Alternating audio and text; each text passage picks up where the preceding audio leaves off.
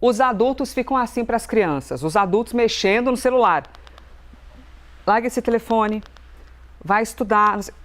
E a criança vê o adulto como um espelho, gente. Vocês acham que ela vai querer fazer o quê? Os estudantes estão de volta às aulas, depois das férias de julho, beleza. E aí, junto com isso, voltam à rotina de ter que deixar o celular de lado enquanto estão na escola. Pedro Pacífico, a gente já foi criança. Na nossa época, queria levar Tamagotchi. O que mais? Tivemos a época do... Começou aqueles celulares, né? Mais tijolinho, alguns tinham. O que a gente tinha? Discman. A gente tinha as figurinhas, né? Tazo. Tazo. O tazo que tinha que esconder, porque a gente queria ficar brincando, verdade. batendo na mesa. São regras. 2026, a regra é o celular.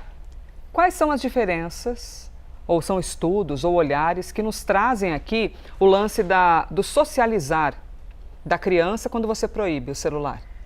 Oi, Elisa, então, passou um ano dessa primeira Aliás, bom da dia. lei, né? Bom dia, bom dia. Não te cumprimentei. Bem-vindo, Pedro Pacífico, nosso bookster. Passou um ano da nova lei que proibiu os celulares nas escolas e a gente precisa fazer a seguinte pergunta: o que está substituindo o celular? Porque durante aquele tempo do intervalo, o celular tomou conta das pessoas, dessas crianças. Tiramos o celular e aí? Ficou um vácuo? O que está substituindo isso? Antes de responder essa pergunta, vamos usar alguns fatos interessantes. Perfeito. Primeiro, lá em 2022, na avaliação internacional do PISA, a gente já tinha um dado que os próprios alunos responderam e 80% desses alunos entendia que o celular atrapalhava a concentração. A gente tem um outro dado atual, que a média do tempo de tela diária dos brasileiros é de 9 horas e 13 minutos, a segunda maior do mundo. Então é algo muito grave e tem relação com o fato que você falou dos adultos também estão o tempo todo. Né? E aí, recentemente, o Ministério da Educação fez um levantamento e entrevistou quase 2.500 gestores de escolas públicas e privadas para entender, nesse primeiro ano, o que eles sentiram. E aqui eu vou trazer algumas respostas que são bem interessantes dos principais impactos. Então, 97% desses gestores que conseguiu observar uma maior participação dos estudantes nas atividades escolares. Então, eles estavam mais engajados. 95% também perceberam uma maior socialização presencial, que é muito importante, porque não tem muita opção. 95% também maior concentração nas aulas. 88% uma redução de conflitos digitais e cyberbullying, que é muito sério a gente pensar nesse bullying hoje em dia. E 86% menos ansiedade. Então, tem um impacto muito grande de saúde mental. Então, quando a gente responde o que esses alunos estão fazendo agora, a gente vê, por exemplo, em São Paulo, casos de voltas de mesas de ping-pong, de outros jogos de tabuleiro. No Ceará tem casos de grupos fazendo bordado, grupos fazendo rodas de forró, mas a gente acaba esbarrando num ponto muito relevante, que é a desigualdade. A gente está falando de escolas privadas, que têm uma estrutura maior, e as escolas públicas, muitas vezes, que não têm estrutura. E até um dos dados que apareceu nessa pesquisa é quando perguntados aos gestores, e agora, o que fazer? 60% respondeu, a gente precisa de uma maior estrutura para trazer lazer para essas crianças, porque isso é muito sério.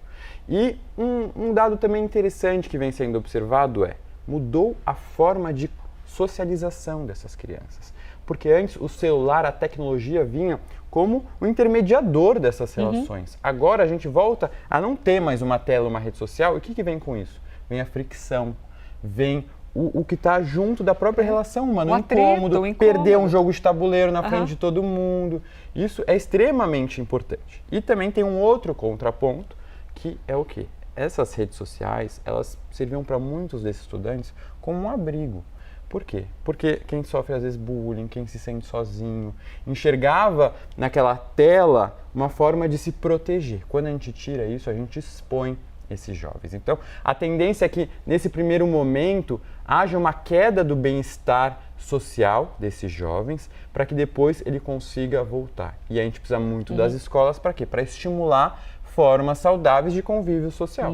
Porque senão a gente deixa aquela criança, aquele jovem exposto e vulnerável com essa fricção a qual ele não está acostumado exclusão, no dia a dia. Muitas vezes, né? Sente-se excluído e não sabe como inserir, não se sente apto para conversar, acha que o outro tem essa coisa da exclusão e é difícil mesmo. A gente já foi adolescente, a gente sabe como é. Muito difícil.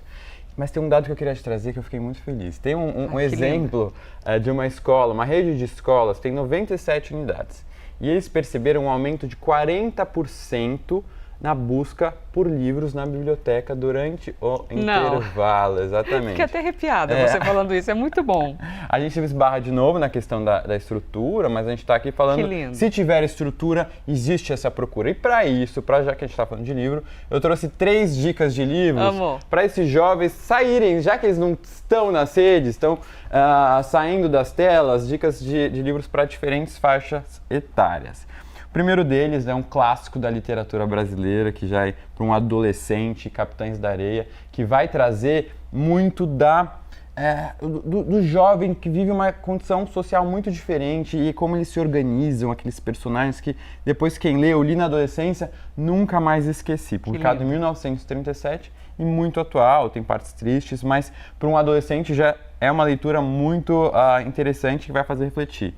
Queria trazer depois Persépolis, da autora iraniana, que até a gente falou recentemente, que faleceu, uma autobiografia em história em quadrinhos sobre a Revolução Iraniana, depois ela tem que fugir para a Áustria. E em terceiro lugar, a coleção Desventuras em Série, para uma criança de 10, 13 anos, que vai trazer histórias de 3 órfãos que precisam sobreviver aí com um tio que quer só a fortuna deles. Então tem indicações aí para todas as idades e que prometem ajudar nessa socialização fora das telas.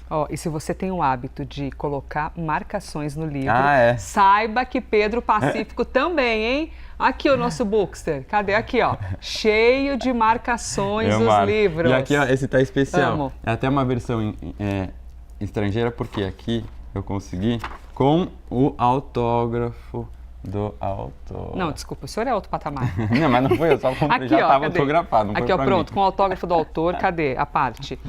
Maravilhoso.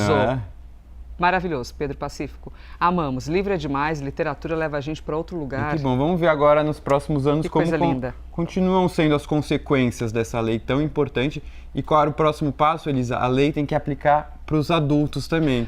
Né? Alguém em casa falando, sai do celular um pouco, senão a gente vai continuar. Eu amo os encontros que é assim, off celular. Chega, tem que deixar de lado. Eu acho. Não, e vai dando uma angústia, que você pensa, alguém tá me procurando. A gente não é tão importante assim, ninguém tá procurando a gente. Esse senso da urgência, né? Horrível, horrível, não dá pra viver com isso no Antigamente, como é que era? Você saía de casa e não tinha, ninguém ia te encontrar. Não, no máximo era a mãe, Elisa, gritando na janela que eu tinha me sumido, na verdade. #saudades. Maravilhoso, obrigada. Imagina. Pedro Pacífico, nosso bookster, toda semana com a gente.